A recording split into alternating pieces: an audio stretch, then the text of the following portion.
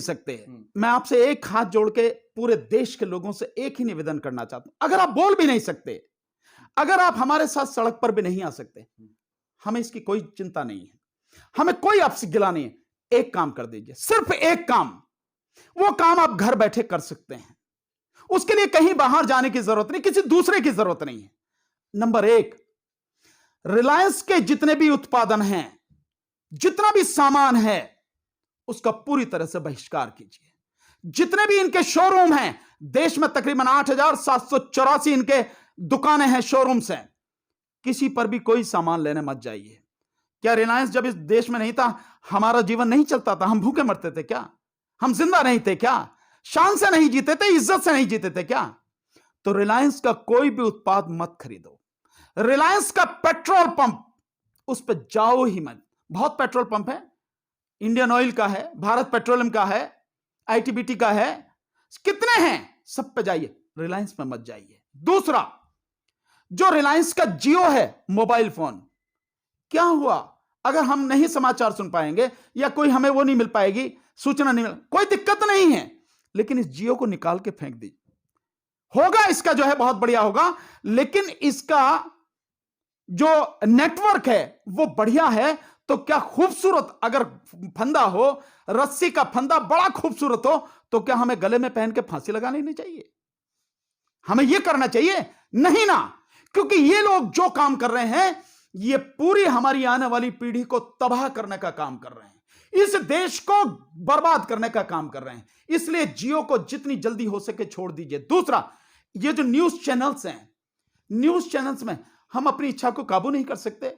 हम अगर कोई वो देखते हैं, सीरियल देखते हैं या पिक्चर देखते हैं, क्या करेंगे हम उसे देख के?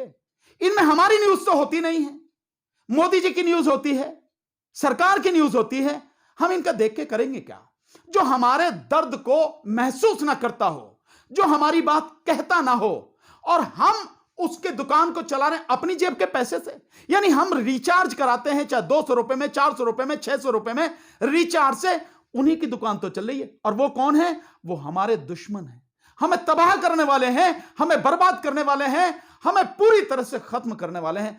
हम अपने ही पैसे से उनकी दुकान चलाएंगे क्या? ऐसा होता है क्या? तो इसलिए हमें रिलायंस का जियो जो है, इसको बिल्कुल तोड़ के फेंकना है। कोई भी आप और ले लीजिए, जो मन में लगता हो आपको है। तीसरा, अडानी का तेल, जो आपको फॉर्च्यून वाला तेल आता है ना खाने का, ये और अडानी के और भी जो भी प्रोडक्ट हों, सबका बहिष्कार कीजिए। ये अंबानी और ये अडानी और एक लाला रामदेव जिसके 60% से ज्यादा जो उत्पाद हैं वैसे ही बिल्कुल बेकार हैं, और सरकारी जो मापदंड हैं उन पे खरे नहीं उतरते हैं, उनमें मिलावट है या आउटडेटेड है, और मैं सीधे सही शब्दों में कहूं तो गोबर के अलावा कुछ नहीं है। उनको छोड़िए बिल्कुल, क्योंकि ये लोग वो हैं जो इस देश को तबाह करने पर तुले हुए हैं, जो इस देश में सरकार के पिट्ठू बनके या सरकार के साथ मिलके इस देश की आम जनता को, गरीबों को लूटने और उन्हें खत्म करने के लिए प्रयास कर रहे हैं। उनकी जमीन, उनकी जायदाद, सब कुछ बर्बाद करना चाहते हैं। तो मेरा आपसे निवेदन यही है, रिलायंस यानी अंबानी और अडानी और लाला रामदेव, इनका बहिष्कार, और हर तरह से जो आपका ये न्यूज चैनल्स हैं, इन टीवी पर, अपने घर का जो टीवी है ना, वो टीवी नहीं है, टेलीविजन नहीं है, वो टीबी है। ट्यूबरक्लोसिस टीबी की बीमारी है, 6 रोग है, उसको बंद कर दीजिए, आज ही से उसको देखना बंद कीजिए। पुण्य पुरुष वाजपेयी जी कहते रहे, रवीश कुमार जी ने कहा, मैं 1 साल से लगातार इस बात को कह रहा हूं, आज फिर कह रहा हूं।